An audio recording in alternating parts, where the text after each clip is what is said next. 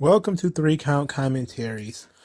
Yeah, I do news and notes before we talk about Dynamite from May the 4th, 2022.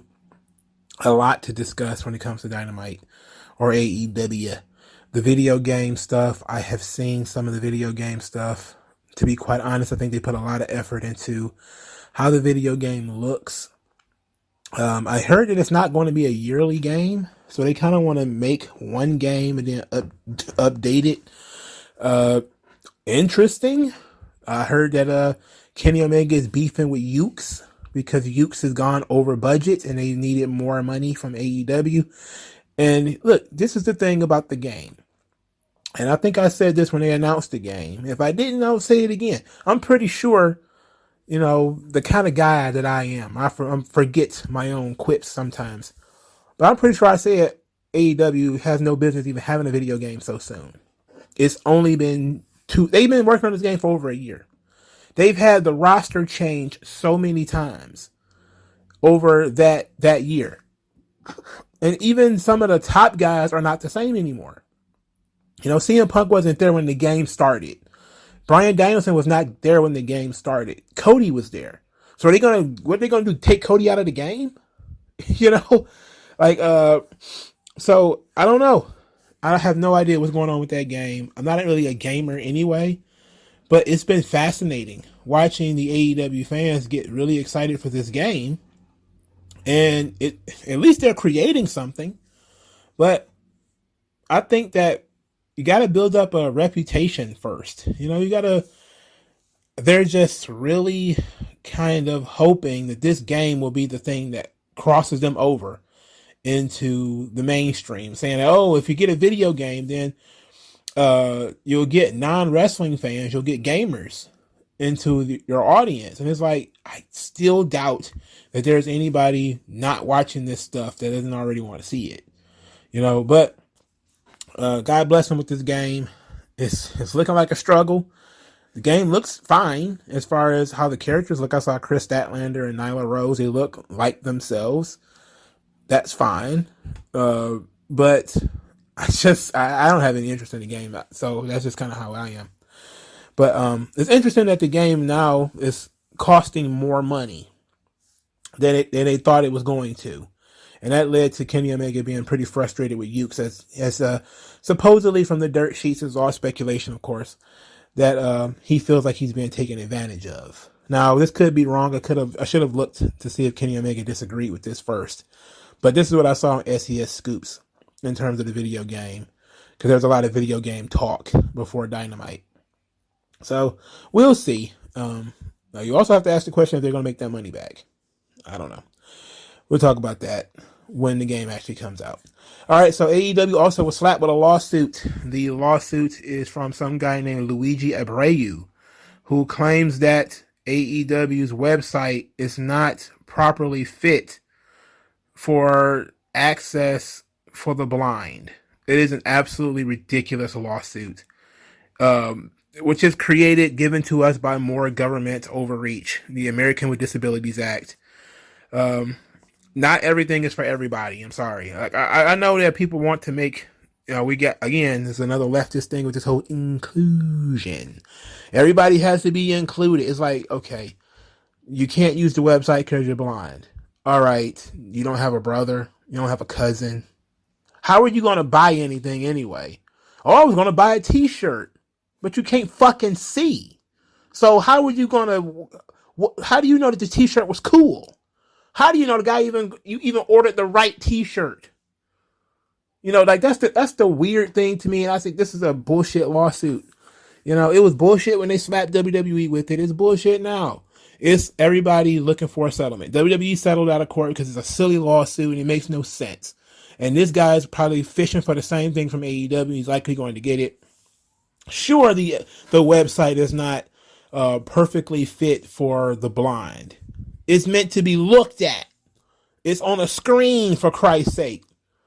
I'm sorry, Tony Khan can't port ideas and stuff right into your head. Are you going to really sit there and listen as some computer voice reads you every single thing on a screen? No, you're not. Probably not. Probably not. It makes no sense. This is stupid. But you could thank the government. If you're upset about this and you think, oh, it's going to cost AEW some money, it's going to cost them probably not that much. But it's a silly lawsuit. Yes, and we discriminate against people all the time, by the way. We discriminate against the blind when it comes to driving. You want blind people to drive? No. That's discrimination. We don't let kids drive. You want a 6-year-old out there driving? No, we discriminate against children. There are certain levels of discrimination that we're okay with. You know? Yes, we want to, and then there are certain remedies to the situation that helps everybody, that doesn't take away from anybody. For instance, building a ramp does not prevent stairs. Some people don't have, access to, using their legs. Okay, you build a ramp. That's fine. Handicap spots doesn't really take that much away from people who can actually walk. Fine. But when you start suing people for things that are obviously ridiculous, like I can't look at a screen. I'm trying to use the AEW website and I'm blind. I'm sorry, sir. What do you expect us to do about that? You expect us to put you in the metaverse where you can see like Daredevil or something like that? Come on, get the fuck out of here, guy. All right, Stu Grayson. Stu Grayson is leaving AEW. He was taken from the roster page because his contract has expired and the two sides could not come to an agreement. And I sit back and say, I hope the discussion, the negotiation was more or less like Tony Khan says, you're fired in 2019. And Stu Grayson said, no. My contract is till 2022 and you have to, I'm holding you to my contract. I hope that was the debate. Otherwise, what is the debate really? Are you not arguing over money because he's not worth anything? So obviously it has to be simply, you wanted Stu Grayson out of here sooner than Stu Grayson wanted to be out of here. I hope that was the debate. Otherwise, it's pointless. And I'm pretty sure Tony Khan sat down and offered the guy a bunch of money because that's how Tony Khan is. Instead of just saying, look, I don't even see why we need you. We don't need you. We need you for what? I mean, you go off and do what? Where? You're not, WWE doesn't want you. You go back to the indies and do whatever it is you were doing before we put you on national TV. He's one of these guys that AEW tried to shove down our throats during the early years. Oh, he's so good. He's so talented. But then when push comes to shove, he's not good or not talented enough. And therefore he's gone. Great. One more for the good guys. Stu Grayson of the Dark Order. The Dark Order fucking sucks. The more of them we can get rid of, the better. The better. Get rid of them one at a time. Chop them off. Like gangrene limbs. Get rid of them. All right. So another thing is AEW is apparently going to have a reality TV show on TBS. This is probably just going to fill the void left behind by Cody's Rose to the Top. So Cody, when he left, Rose to the Top disappeared. It vanished. Nobody ever said it was canceled. They just kind of said, oh, Cody's gone. And now TBS is like, you guys owe us a reality TV show and we want that.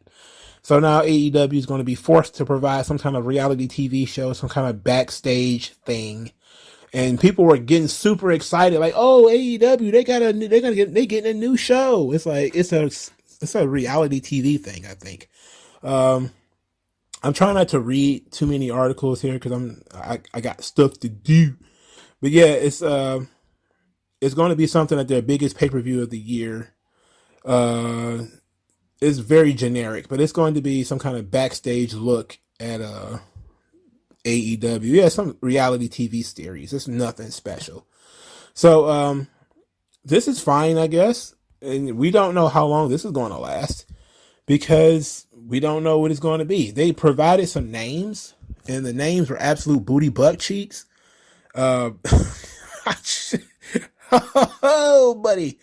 The names that they suggested. One of the names that they suggested was AEW Grit and Glory, AEW Uprise.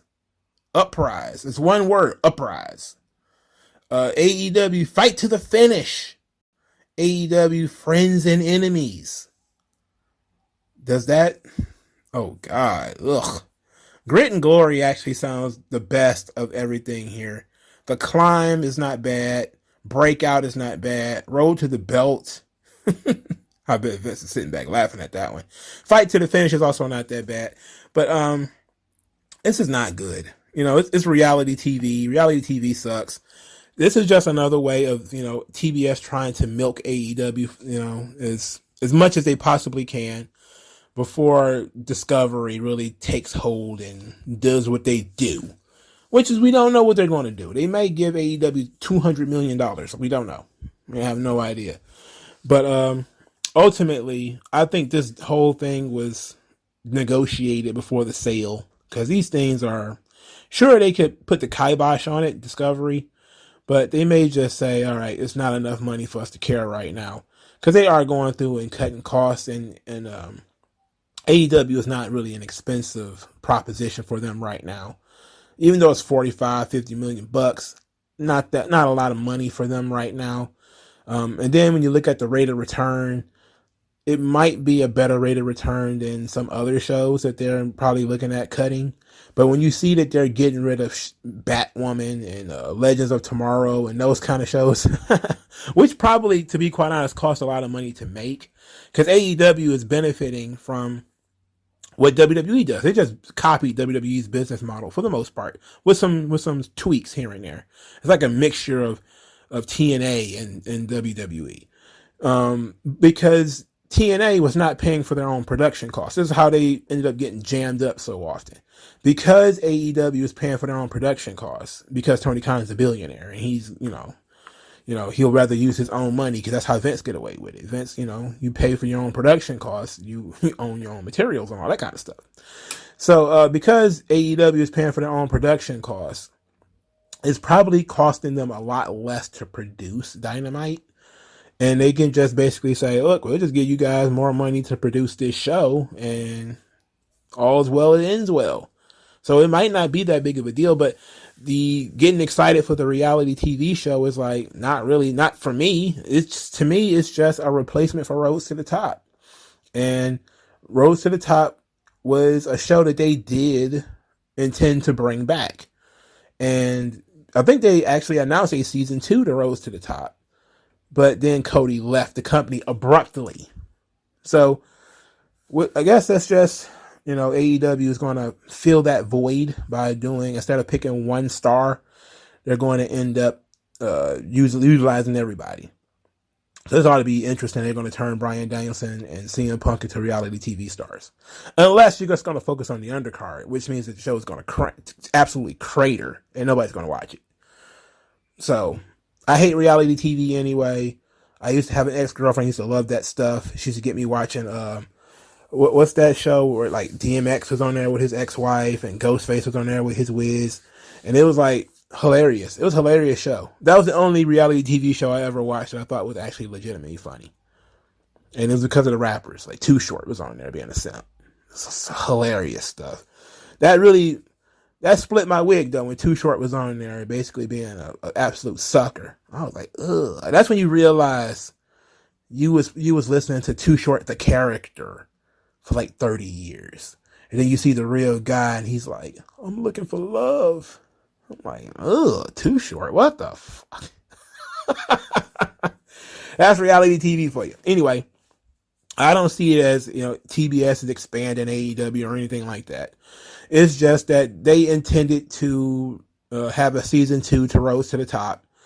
Cody Rhodes is gone. That show, therefore, is likely gone. So AEW has to produce something for them in the reality TV space. And AEW is kind of like, okay, we'll do something, So those are the news and notes that involve AEW, all the major news and notes. So let's get into Dynamite. Match 1, Bobby Fish versus Jeff Hardy in the Owen Hart tournament. Adam Cole is on commentary. This match was not the best match I've seen either guy in. I was definitely offended.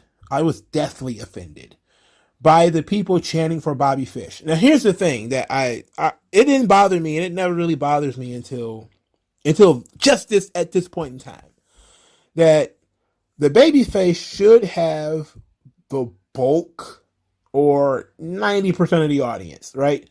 The babyface should be so over. And Jeff Hardy is one of those babyfaces that should be so over that 90% of the audience is on his side. There shouldn't be any back and forth. We want Hardy. Let's go fish. It shouldn't be none of that. You know, why would that be? What is it about Bobby Fish that you actually want to see him win? You actually want to see Bobby Fish defeat Jeff Hardy? What kind of audience are you? What kind of audience would sit back and cheer for Bobby Fish to beat Jeff Hardy? Why would you do that? What would possess you to cheer for Bobby Fish over Jeff Hardy? What the fuck is wrong with you? And I'm just saying, like, they're just playing along. They're just playing along. They figure they can make an atmosphere by just having, let's go Hardy, let's go Fish. I'm like, wait a minute. Just be real. Fuck Bobby Fish. All right? Look, it's not that I dislike Bobby Fish. I think he looks cool. Right? He looks like like a buccaneer. Like he's a pirate or something. Like Captain Morgan. Like somebody who might be the most interesting man in the world. That mustache and, like a James Bond villain, kind of. Put him in a little suit or whatever. He got a look to him. But there's no way on earth you would put Bobby Fish in a match with Jeff Hardy, have Bobby Fish suplexing Jeff Hardy off the top rope. Like, Jeff Hardy doesn't have those kind of bumps in him anymore. He's like 40 some odd years old. And I know Bobby Fish is that old too, but he's never been presented as being on the same level as Jeff Hardy. This is one of those matches that went along for no reason. Jeff should have beat this guy in 3 or 4 minutes. Period. And not taking any major bumps for him. He did kill him on the Swanton Bomb, because Jeff is just murdering guys with that Swanton Bomb now. I mean, he's just coming down like a sandbag on these dudes. I mean, he's crushing them. But, I was disappointed in this match. It was slow. Jeff did not look great. Bobby Fish is not at peak Bobby Fish. He was much better years ago. For me, it could only go one way with Jeff winning. There was no chance of Bobby Fish winning. So the longer the match went, the more I was kind of like, all right, just end this shit, please. Come on. So after the match, the Young Bucks came out there and jaw-jacked with the Hardys. Everybody talked about how much this would be a dream match. It's a dream match, even though I think they did this before in Ring of Honor.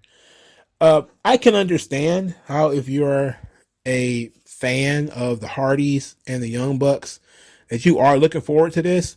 But like I keep saying, the Hardy Boys of today are not the Hardy Boys of 5 or 6 years ago. They aren't. Jeff was so much better 5 or 6 years ago than he is now. I'm not saying that Jeff Hardy, he is washed, but he's not completely useless. He's not, somebody you would. Matt is more like a guy that it pains me to watch Matt wrestle. It pains me to watch Matt Hardy wrestle. I don't want to watch Matt Hardy wrestle. I don't want to see it. And I don't think that they could have the matches with the Young Bucks they could have had 5 or 6 years ago. I just don't see it. But the tease was there. Some people were very interested in that. I wasn't. I was kind of like, okay, whatever. So this being said, the Owen bracket was not complete yet because they still had Dante Martin and Phoenix. We'll talk about that momentarily. But with this victory, Jeff Hardy is in the tournament, and he will be facing Darby Allin in the tournament. And in the first round of the tournament, it will be Darby Allin and Jeff Hardy. And this will be next week on Dynamite. So with all the charisma of an absolute corpse, Darby Allin says, Jeff Hardy, I respect you. The match, it writes itself. It's going to be a very special night. And then Sting is like, yeah, he woke up for one and was like, yeah, what the kid said. The kid said it's going to be a special night. I agree. And then that was it. It's going to be a special night. So special. Very special. Super special, I guess. Could you? God, what the fuck? Now, who goes over? That's my question. Did you put Darby over? Darby needs it at this point. They've devalued Darby to the point where he needs to beat Jeff. And does Jeff lose anything by losing a singles match to Darby Allin? Not really. He's still Jeff Hardy. You know, Jeff's lost 100,000 fucking matches. He doesn't get any less over from losing. You know, but if Darby loses, how low can you go? You know, how low can you go if you lose to 45-year-old washed up Jeff Hardy? You already lost to like 43-year-old partially washed up CM Punk. Please don't treat Darby Allin like a doormat, right, in AEW. Let him beat Jeff Hardy. I know some people are going to trip about this, but the kid's 25 or 26 years old. You know, you already derailed him with the CM Punk loss. And then you fucked him over even more by locking him into feuds with guys who aren't over. At least let him get deep into this Owen Hart tournament. Jeff doesn't need it. He's going to be in a tag team anyway. Let Darby do it. Let Darby go ahead and be the workhorse in this thing. All right. The Blackpool Combat Club vignette. It was released on Twitter earlier in the day. It was like 3 minutes and 30 seconds of magnificent work by William Regal. It was tremendous. The crux of it, I'm not going to go through the whole thing because I didn't do a review of it. I was at work when I was listening to this thing.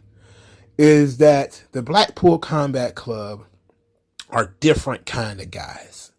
They're guys who like violence. They're guys who like scars.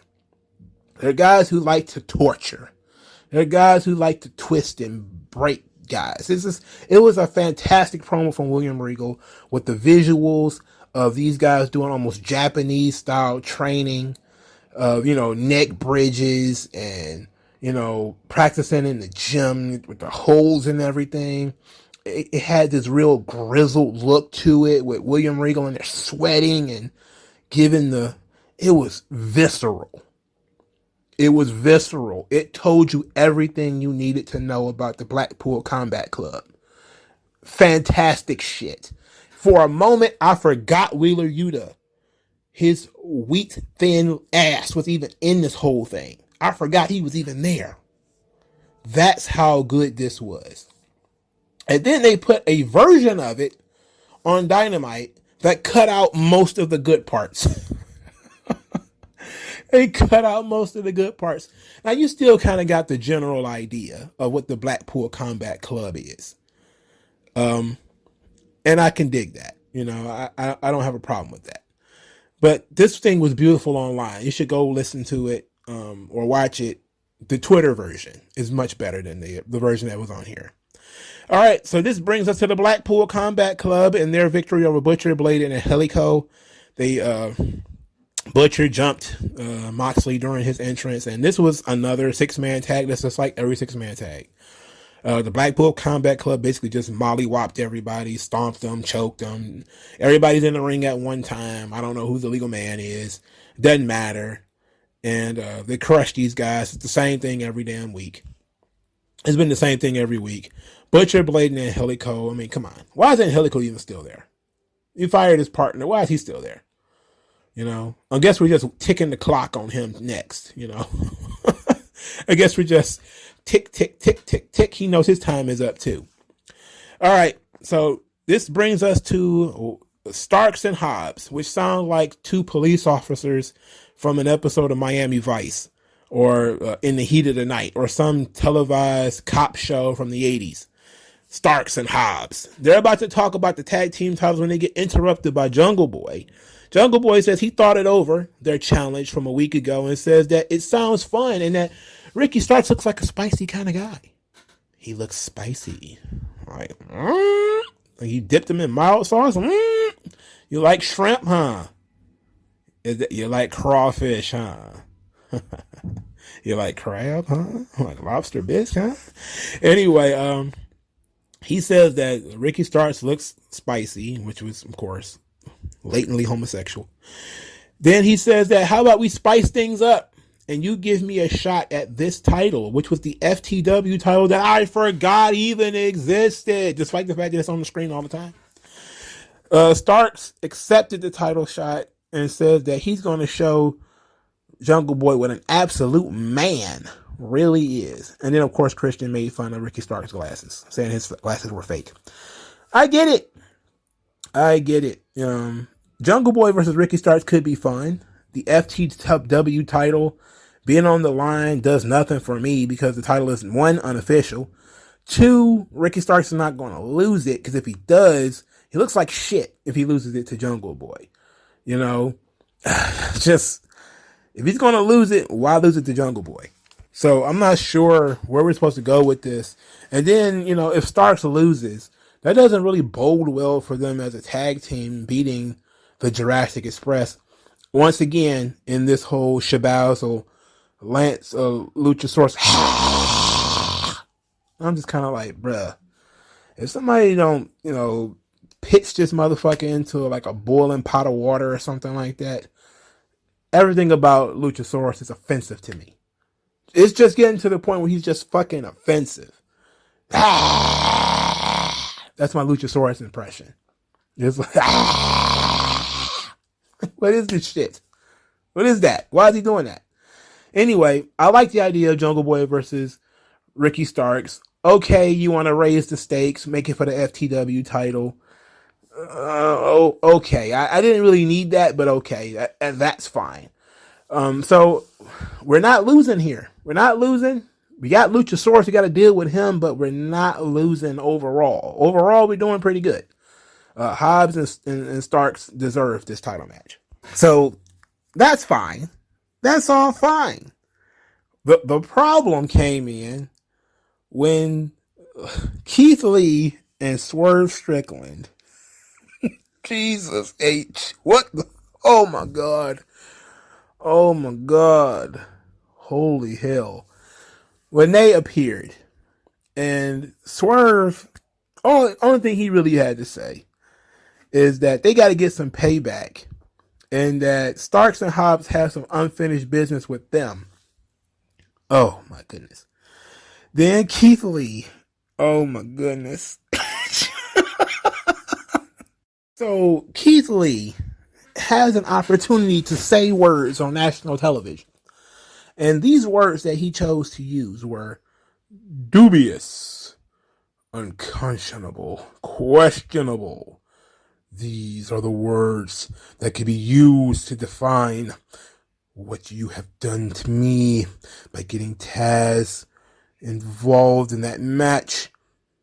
And I was just kind of looking at this shit like, I can't believe he's doing this. I can't believe he's doing this. And then the punchline. Oh my God, the punchline. You will swerve in our glory. I was like, oh, that's almost WWE creative right there. Swerve in our glory. That's almost WWE creative right there. That's bad. Don't do that. Bad. Don't do it. Stop it. Stop doing that. No need to mix this stuff. Stop doing it. It's bad. Okay? We already got the Keith Lee college man voice. Okay? Professor Lee. It is of our dubious distinction that we shall face each other in battles of fisticuffs, where man faces man in the ultimate challenge. Like okay, Professor Hulk, whatever. But now you want to go full cornball stuff with me, and we're doing RK Bros level shit. Let's not. All right, let's rethink this. Let's workshop. Let's table the swerve in our glory. Table that, and we'll do something else. For starters, I don't even understand why they're a tag team. I know why they're teaming up, but why is Keith Lee in a tag team? He just got there. Whatever. I laughed. Thought it was hilarious. Fantastic promo for Keith Lee. Mwah, fantastic promo. Dubious. Questionable. I love it. Give him that vocabulary, dog. Give it to him all of. Give it to all of them. Pause. All right, so Wardlow, another manufactured chant for, he's got everything Goldberg. He's like part Goldberg, part Batista, part Brock Lesnar, where he's escorted to the ring by security like Goldberg. The people are chanting for him like Goldberg, but he's in a Batista-like storyline. It's working. It's working. He's doing a great job. But again, the AEW fan base likes to just play along. So we don't know how much of it is real, how much of it is, bullshit. We don't know. But Wardlow comes to the ring, and MJF says he's going to watch the match in the back, but introduce William Morrissey, as his opponent. Now, how many times has a guy been introduced as sort of a jobber? He's bigger, stronger, better promo, better looking. Not as to say who would you fuck, but I'm saying is Morrissey comes in, he's shredded. I'm talking shredded. Now, Wardlow's not a small man. He's well built himself, but Morrissey comes in absolutely jacked to do a job. And I just looked at that and it was like, man, this makes no sense. This makes no sense. To bring this guy in to do a job, I get it, I get it, but he looks like the guy you should be pushing. Like he looks like the guy you should be pushing. Morrissey does some little friendly stuff with MJF where, he wants to do the big Diesel and Shawn jumping high five, but MJF wants him to bring it down, so he does. In the match, Morrissey owns most of the match. He's beating the hell out of Wardlow. Wardlow uses his agility to get the advantage. He ends up winning with a single power bomb. It only took one. Okay. I'm guessing he only did one power bomb because doing more than one to a guy the size of Morrissey would probably fuck his back up or something like that. So he's like, hey, if I can get you up once, that's enough. All right. And probably Morrissey was like, hey, man, I only need to take one. I'll take one and, that'll be it. Wardlow busts out a moonsault in this match too. He's pushing it. But at least he's wrestling guys bigger than he is as he's doing this big guy Lucha Libre. The chanting, we want Enzo, no we don't. We want Enzo, no we don't. We want Enzo, no we don't. I'm very interested in the psychology of this, right? Because Enzo is very talented. He's a dick on head, but he's a very talented guy. You want somebody who can be a character, who can play a role. Enzo is your guy. He's a thumbs up. You want a guy who's a wrestler dude? Enzo's not going to be that guy, right? AEW needs characters. They need personas. They need personalities. They should be trying to get Enzo. I'm not even going to hold you up. They should be. Just think about how much fun Enzo could have, roasting MJF. That could be so much fun.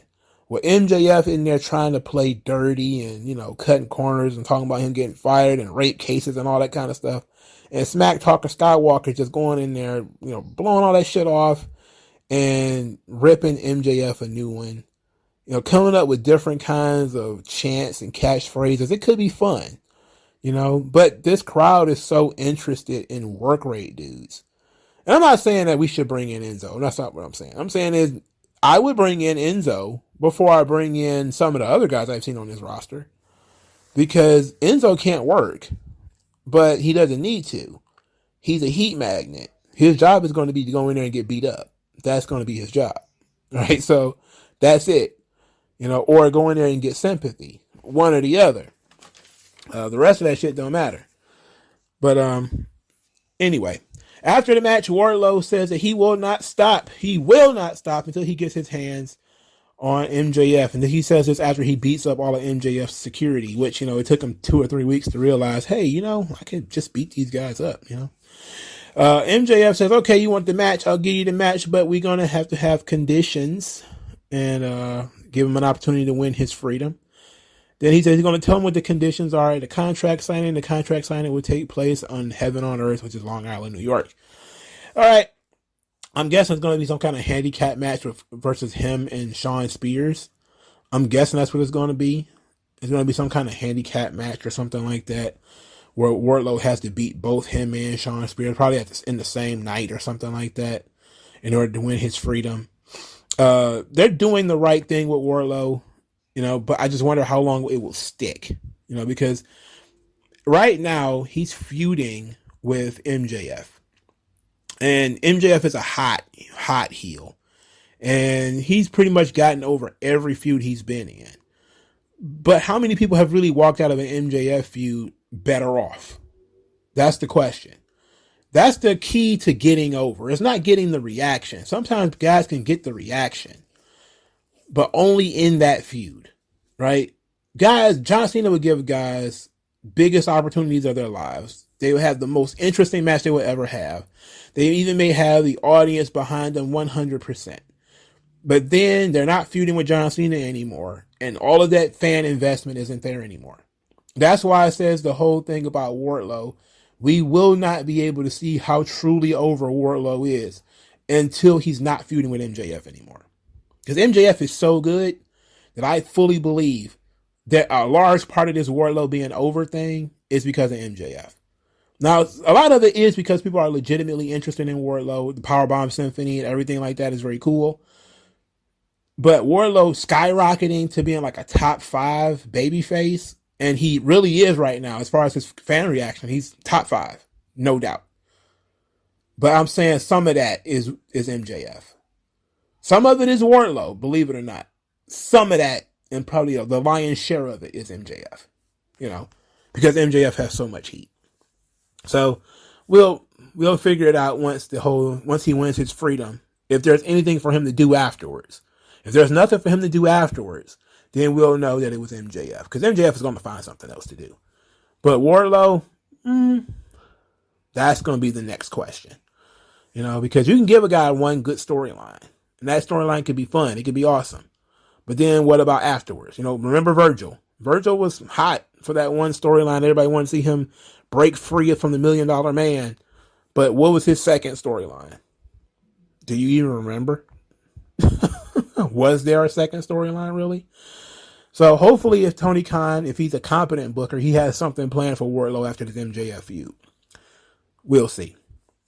So Britt Baker, Jamie Hayter, Tony Storm, and Ruby Soho are apparently stapled to one another.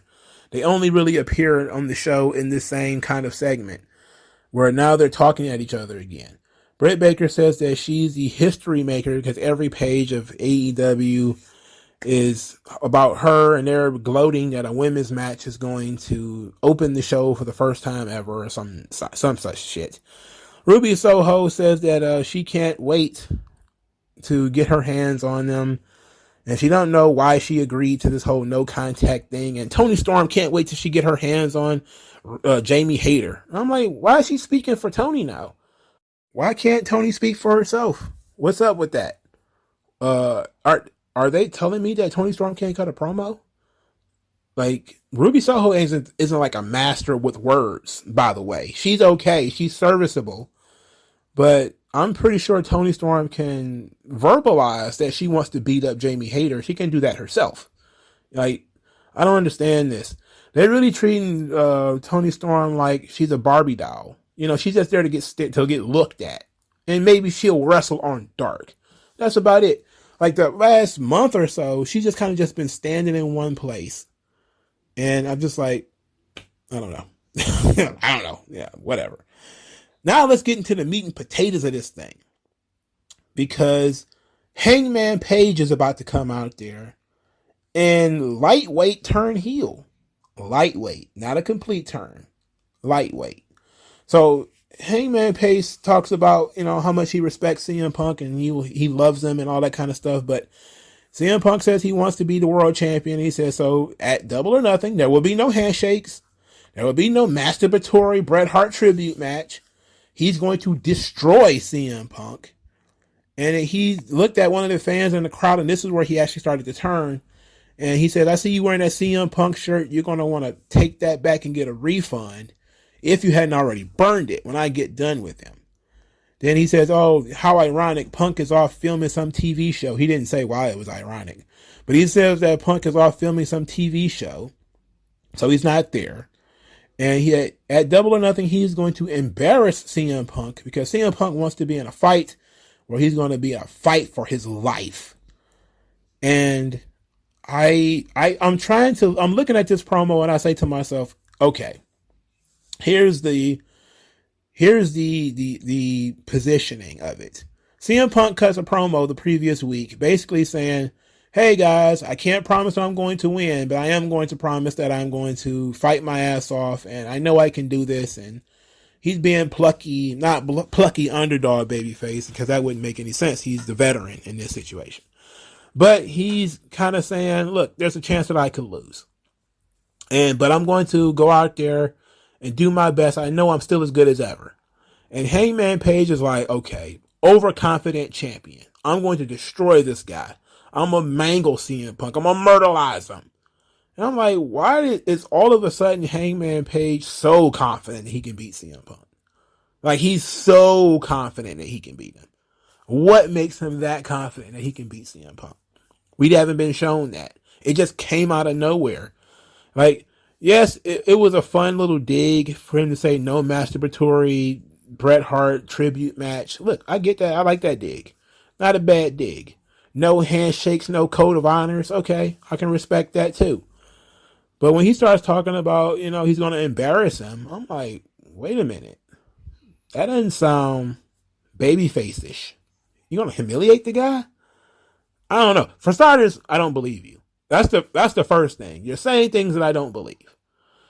The second thing to that, not only do I not believe you, I don't even believe you. So it's coming across as Hangman Page is insecure. And that, he knows how much everybody else likes CM Punk, even knows how much he likes CM Punk, but he doesn't want to get pushed to the side. So he's like, I need to stand up for myself. And so he kind of starts taking cheap shots. Now, they do need to build some heat for this thing. But this is why, if they're going to choose to, let's say, temporarily turn Hangman Page heel for the purposes of this feud, then he certainly just might as well give Punk the belt now, because that's really all it's about. Seems a little weird to me, man. Just seems a little weird to me that they would go this route. I'm not against it, because I really don't care for Hangman Page. I just think there's a little... It blindsided everybody that he would kind of even attack the fans for wearing CM Punk merchandise. A little weird that he would go that route. We don't really need Hangman Page to be a heel in this situation, but we do need heat. And if Punk is going to play everything for, I got to see if I still got it, Rocky Balboa, then Hangman Page has to be sort of the overconfident champion. He's got to be the Antonio Tarver. That's Rocky Balboa, the movie Rocky Balboa, where Rocky he hears that, he can beat Antonio Tarver, and I don't know what the guy's name was in the movie, but it's in a simulated fight that Rocky Balboa would beat the current champion. And that guy's like, what the fuck? What the hell are you talking about? He can't beat me. And Rocky's like, well, let's go find out. And everybody's like, Rocky, you're old as hell. Your arthritis. He's like, gotta do it. And he goes in there, he fights toe-to-toe with the current world champion, and he doesn't win.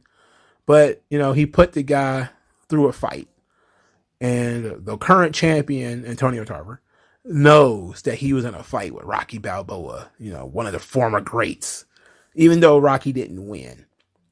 And I think could that be where we're going here, where CM Punk's going to go in there, double or nothing, give Hangman Page the whole thing, give him all of it, empty the clip at him, and Hangman Page is going to win.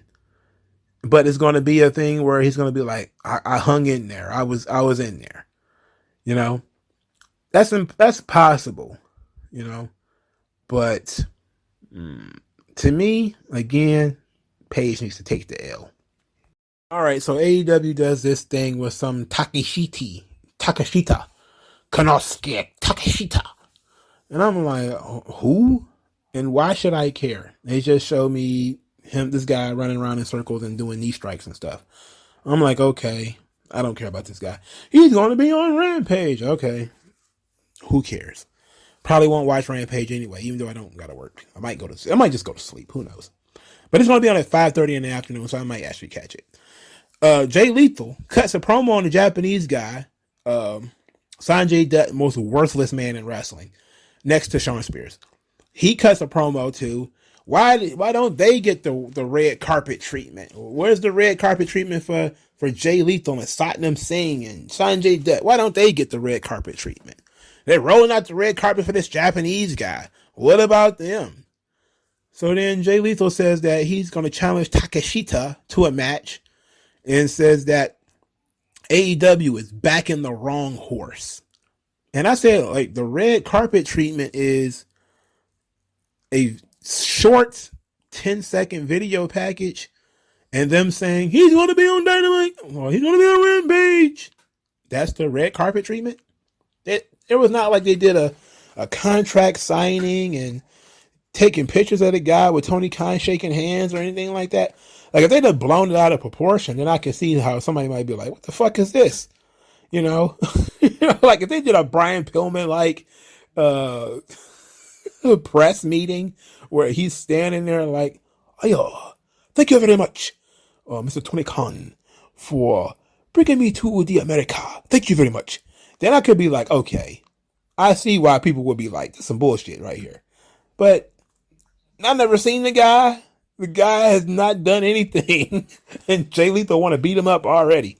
Look, I ain't against that. Beat him up if you want to. I mean, it's your hands and feet. Do as you please. But trying to get me to believe that there's a story behind this match other than just good match. The good match fairies is lumbering along here. I'm sorry. That's all this really is.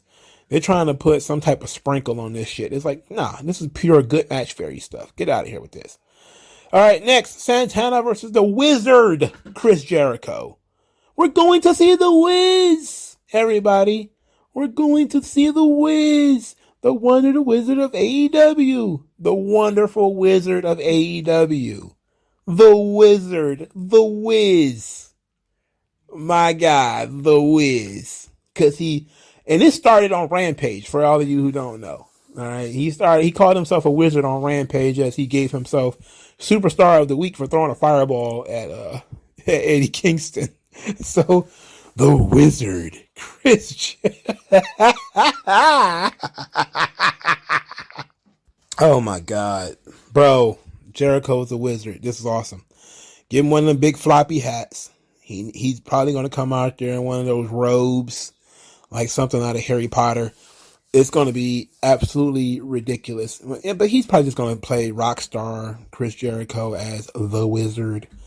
But the first thing I thought of was, going to see the Wiz. Who's Dorothy? Which one of these assholes is Dorothy? I'm thinking it's Daniel Garcia.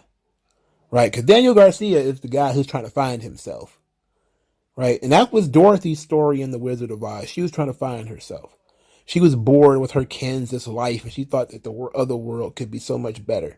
And she gets taken from Kansas to this land of Oz, and it's dangerous, and it's full of, evil and, all these sorts of things. And she just wants to go home, back to the familiar, back to where she came from. And Daniel Garcia, he was a pro wrestler guy who was then transported to this insane world of Chris Jericho, who is making him wear Kangol hats and call himself a sports entertainer. I'm a sports entertainer.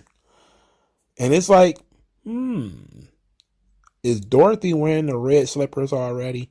Who's the cowardly lion then? Well, that's just got to be our boy Elmer Hager, right? It's got to be him. Oh, Quiz.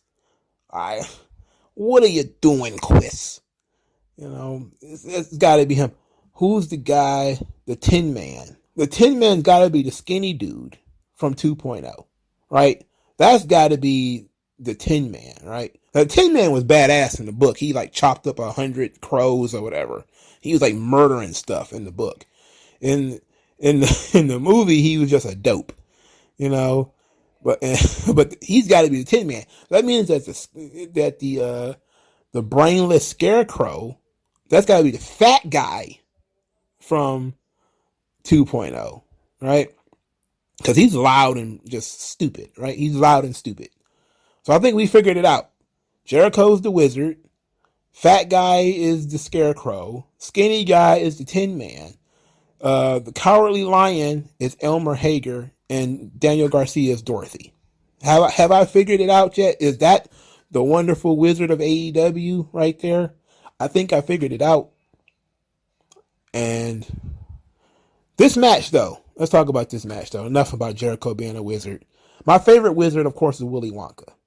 The first Willy Wonka with Gene Wilder. My favorite movie. Period.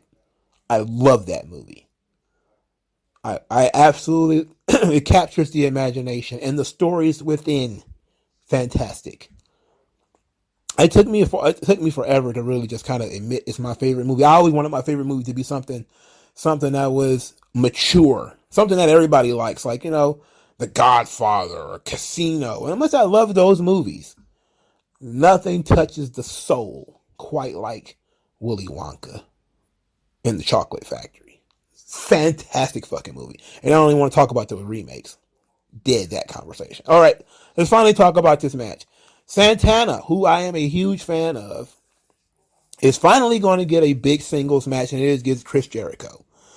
I actually liked the match. Maybe I was more into it because of Santana, who I've become a huge fan of as a solo star. Of course he was going to lose. Jericho hits him in the nuts, and Judas effect, and he loses like everybody else, which sucks. But I thought that was very cool for him, and I appreciated it. So I liked it for that reason, but of course Jericho was going to squeak out a win, and I wasn't expecting Santana to win anyway. So that was perfectly fine. Santana and Jericho, they didn't do bad. So we go over to Samoa Joe. And Samoa Joe says that Jay Lethal is laying down challenges. I forgot about this. I was rambling about something else. And he says that challenges are the territory of brave men. Are you a brave man, Jay Lethal? And I was like, wait a minute. Are you talking to that man like that? But that's Samoa Joe we talking about here. And Samoa Joe, even if he's not the Samoa Joe of the past, he's still Samoa Joe. And there's enough of old school Samoa Joe in there for him to be like, I'll say whatever I want to whoever I want. And I'd be like, yes, sir. Absolutely. Now, Samoa Joe is in the Owen Hart tournament, and he will be wrestling the Joker. A surprise. More surprises. And everybody knows that it's going to be Cesaro. Everybody knows this. Because they don't have to qualify. The one person who doesn't have to qualify is always going to be somebody you already know. So it's going to be Cesaro. So it's going to be Samoa Joe versus Cesaro, or Claudio Castagnoli, whatever they're going to call him in AEW. Okay, fine. All right, fine. I'm guessing Claudio is going to win, right? That would be the thing, right? That would be it, right? But Samoa Joe probably should win. I don't know. We'll see when we get there. But I think that's what is going to happen. So the Gun Club and the Acclaim scissor one another. This was absolutely disturbing to me. And for everybody who gets all tight-assed about girls in booty shorts, what's up with all this male scissoring and the latent homosexuality on AEW? What's up with that? You want to write a dissertation about that? You want to do videos about that? You want to have a 14-minute conversation with Chris Van Vliet about this shit? About how every week there's some latent homosexual shit going on AEW? What is the problem here? What's up with this? But the Gun Club and the Acclaimed being buddies, I don't get it. I don't know. I'm going to give it a chance because it's an odd idea. But I don't know where we're going with this. I don't know what the point of this is. So I think we'll figure it out. All right, so now let's go to this segment with all the drama, It was complete and total soap opera. The Varsity Blondes. Pillman is in the ring with Griff Garrison, who's apparently a mannequin. Says nothing, does nothing, really. So Pillman cuts his promo, and there's nothing wrong with the promo. And he talks about Julia's mind being poisoned, and that it's been a humbling experience to see everything that he's worked for crumble, and that the group got too comfortable. They lost their enthusiasm, and House of Black ripped them apart when they poisoned Julia. And Julia is the reason why they work together, why everything works as far as the Varsity Blondes. He says that, but everything is going to change now. They're all feeling very enthusiastic, and he wants to fight House of Black. So then House of Black comes out there and beats the tar out of these guys. Now, at this point, I noticed something that you absolutely could not ignore. that the crowd did not give a fuck about the House of Black's entrance. Like, usually they would get like golf claps or whatever. Nobody cared. Nobody cared. So during the whole fight scene, everybody's sitting there and just watching. Like, okay, they're beating them up because they beat them up all the time anyway. And Julia's in the corner. She gets cornered by Malachi Black. And Malachi Black is looking at her, and the commentators are putting it over as she's being intimidated and she's being scared. She's a little girl. She's only 20 and she doesn't know what to do. This big bad Aleister Black, he's looming all over her like a black cloud. He's doing all type of terrible stuff to her. And then she smiles and he escorts her to the middle of the ring. And everybody's like, oh, now the crowd is woke. Because they're like, okay, all right, so the turn has finally happened. After months and months and months and months and months of nothing, not like we've been building this, just months of nothing.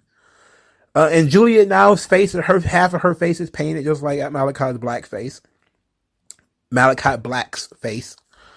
They give her a chair, and Brian Pillman is down, or was it Griff Garrison? I don't remember.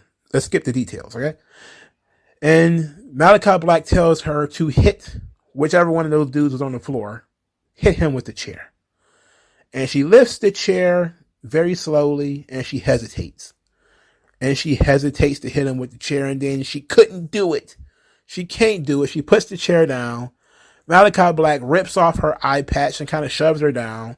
And then the Death Triangle come down there to make the save, and House of Black scatter and run off. I dig it. Now, here's the thing. I'm okay. I was okay with Pillman's promo. I was okay with the tease of Julia Hart.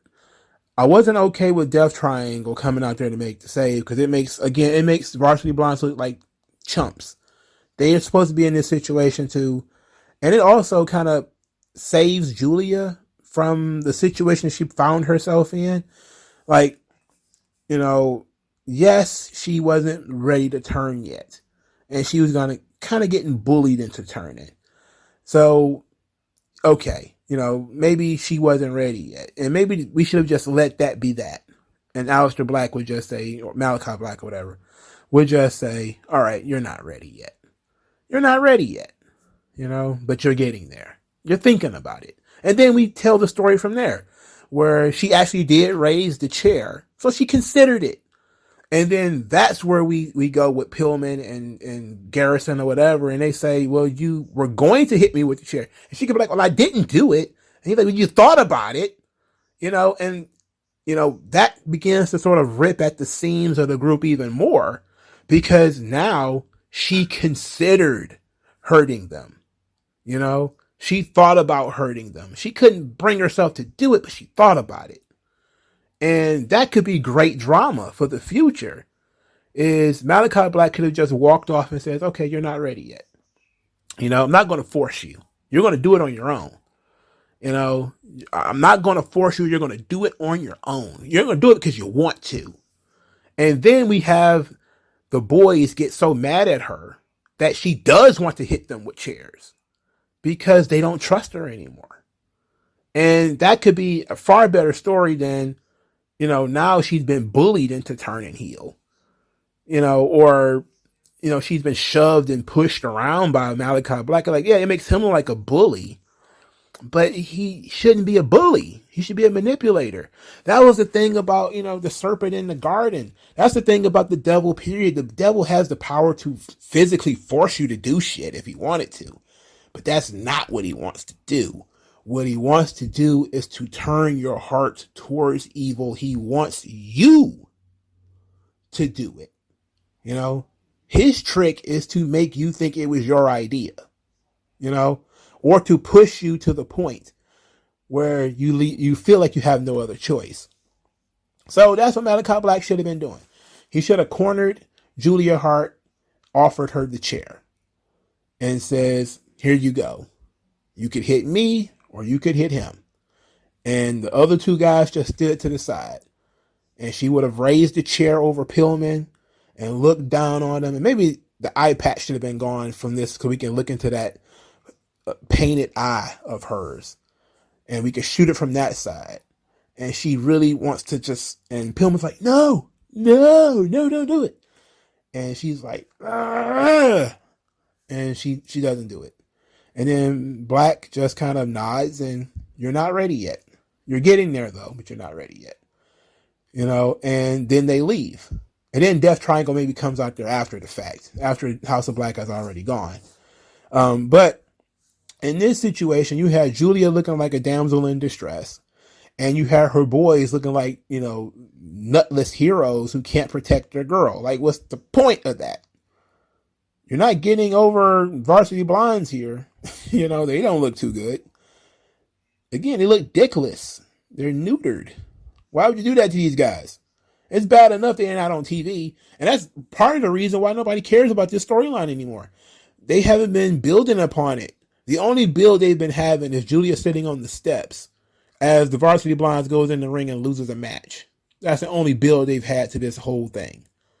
Instead of slowly but surely building and stacking. That's what they could have done. They didn't. But then they tried to bring out a lot of story in this one segment, and it all just came together too fast. All right, next, Jade Cargill is hanging out with Red Velvet and Kiera Hogan. Jade Cargill celebrated number 30, said that Red Velvet is going to win the Owen tournament, going to be 2 champions in the Baddie Club, and that's on period. Whatever the hell that Kiera Hogan says with all her booty. Oh, she got a lot of booty. Next, Dante Martin wrestled Phoenix in an Owen tournament qualifier. And what a match. Oh my goodness. It was such a fantastic match. I heard. I was yawning throughout this thing. For starters, it's babyface versus babyface, so there's no heat. Second, it looked like guys dancing. It didn't come across like a wrestling match. Yes, there was a lot of spots. There was some dodging. There were some cool spots here and there. But to me, it just felt like, especially all the springboards off the top rope, and they're both landing on their feet. It was kind of like, what is the purpose of this? We're supposed to see like, oh, Dante is just as good as Phoenix. Okay. I don't care. Like, I don't care though. Like that's the sad stuff. Like, I don't care. I really don't care. Why not go and study what you're supposed to be copying, which is WCW Cruiserweight stuff? Go watch those guys and how they worked matches where both guys were high flyers. There was a lot of arm drags, a lot of wrestling stuff. Not just nonsense hurricanranas and crazy jumps, which this match had. And this match had some really crazy jumps and stuff like that. But to me, it just felt like the epic match cruiserweight division, where we're going to do everything in our repertoire, just be a cruiserweight match. I don't think we needed it. Phoenix wins, which of course was the right move. Phoenix will go on into the tournament. He's going to be wrestling Kyle O'Reilly. I don't know who should win this match, but it seems like this is going to be a ROH guy thing. So maybe Kyle O'Reilly will win. So I don't know. I have no idea what Tony Khan is going to cook up with him being Booker of the Year and everything. You know how he get down. Booker of the Year and everything. So it is what it is. So Ray Phoenix and Dante Martin, I wasn't all that impressed. I was more impressed that nobody got hurt, more so than thinking that the match was some athletic marvel. I just didn't see that. It was kind of boring to me, to be quite honest. All right, so Thunder Rosa finally cuts a promo as world champion. They're giving some time here, and what we get is Thunder Rosa's best promo ever. So she comes out there and she says she's going to tell her story. And she talked about fighting hard to retain her title. And she came to AEW with no expectations, and she became the backbone of the organization, and hard work brought her the title. And she said that in order to make this division the best division in the world, she needs to wrestle the best. And she said she wants to acknowledge the number one contender, the person who inspired her. She drove 8 hours to see this wrestling, and it was Serena Deeb. So Serena Deeb comes out there and says that she watched Thunder Rosa climb the ladder to success, and that she earned it, and that she respects Thunder Rosa. And that they both want to make this division the best division in the world. And in order to do that, then the best should be the champion. And then Thunder Rosa is like, what do you mean? The best is the champion. And then Serena Deeb was like, no, everybody knows it. All these people know it. You know it, yada, yada, yada. I'm on a different level. I'm in here, busting ass. I'm in a class of my own. And Thunder Rosa was like, oh, really? We'll see. And then she says, you want to bet on it? And then Serena Deeb like, sure. They never got around to what they were actually going to bet. But they're going to be fighting for the women's title at Double or Nothing. Okay, cool. I like this. This was fine. Thunder Rosa slowed down. And when she slows down, her English is not that bad. It's actually very good. When she's talking very, very fast, though, and especially during the cross-talking that they tend to do, she's almost unintelligible. You can't really understand a fucking thing she's saying. But in this promo, because they let her slow it down, she was able to get out her thoughts and speak clearly. And it came across as okay. Now, yes, this promo was very long just to say this is the best women's division, or we need to make this the best women's division, and then the best should be the champion, and I'm the best. And no, I'm the best. No, I'm the best. No, I'm the best. But this is what the division needed, because Serena Deeb's character needed this, and Thunder Rosa needs a character. So maybe this can help, And also, Serena Deeb was wearing like a drum major's jacket. She just looks like she played the drums or the tuba in some kind of black southern band. All right. So we stay with the women for the main event. Mercedes Martinez defeats Deonna Purrazzo to unify the ROH Women's Championship. So Deonna Purrazzo comes all the way from Impact, been bugging Tony Khan for 2 years to get on Dynamite. And she finally gets on Dynamite. She does the JLB to Mercedes Martinez via submission. There was absolutely no build to this match. Absolutely none. Just none. We didn't hear or see of Deonna Purrazzo before she made a disappearance. She didn't talk early in the night. We didn't get to hear how she's been defending the title on Impact, destroying people, and she's been a true champion this entire time, which is all stuff you could have used because you're using an Impact talent. I'm guessing they don't have some kind of relationship with Impact anymore, but you have words that you can use. You can list the names of the people Deonna Purrazzo has defeated since she won the title. You can mention that she was a double champion, or let her cut that promo early in the day and say tonight in tonight's main event, I'm going to be unifying what never should have been split in the first place, which is the Ring of Honor Women's Championship. I defeated yada, yada, yada, yada, yada, yada, yada, yada, yada, yada. I was the Impact Women's Champion. I was the AAA Women's Champion at the same time. You may respect Mercedes Martinez, blah, blah, blah, blah. And then we get Mercedes Martinez's response, plus put over what she's done, and we got some kind of build into this match. But this match was absolutely cold. And people treated it like it was cold. Crowd did. Even when Mercedes Martinez won, crowd did not get up that much.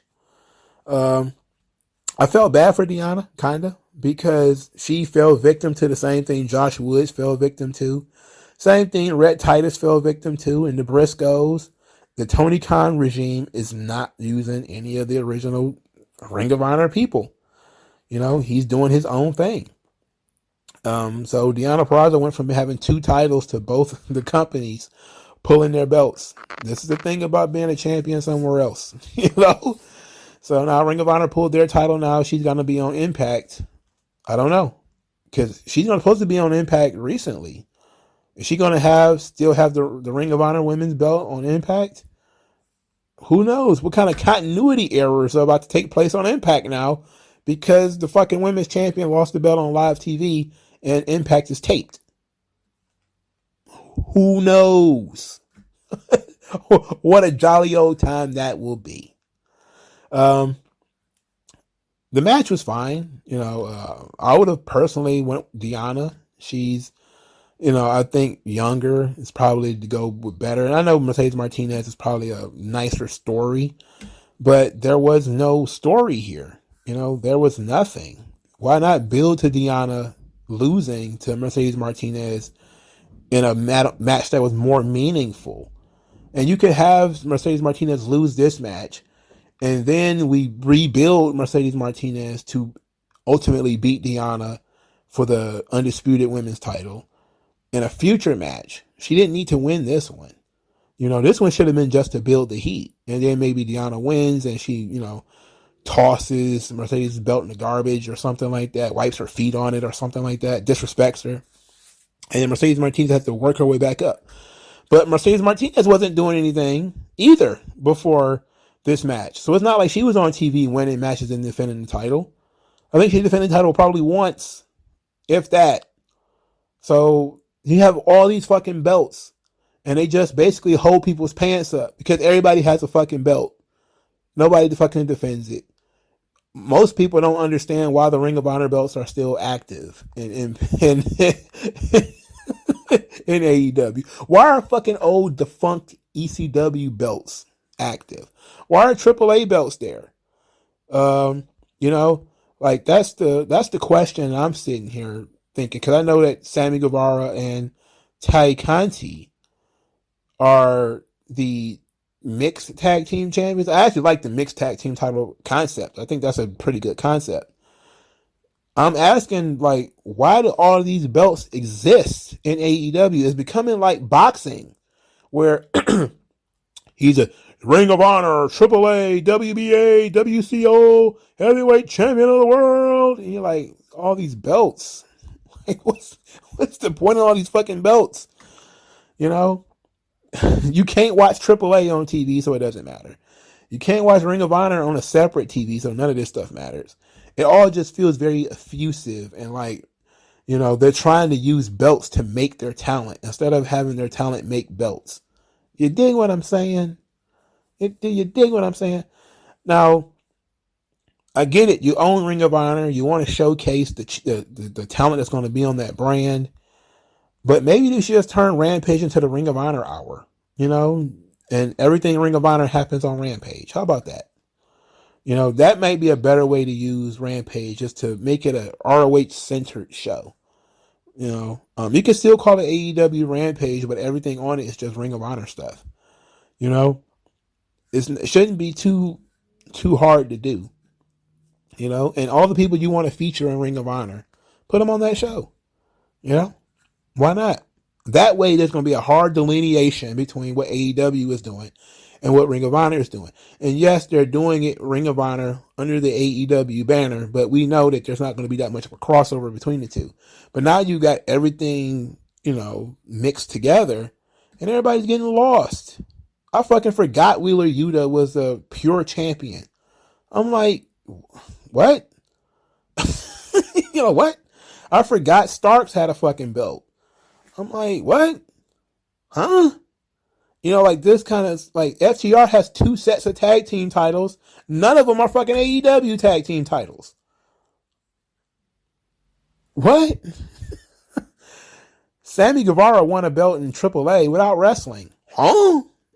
Whatever, man. I mean, it's ridiculous. We need to clear this up. Clear it up, But I didn't mind the match between Deonna and Mercedes Martinez. I just thought it was unnecessary. Why not build it up? That's all I was saying. Just build the fucking match up, okay? But let me know what you guys thought in the comment section below about Dynamite, about all this stuff that's going on. Like, share, and subscribe. I'll talk to you guys later.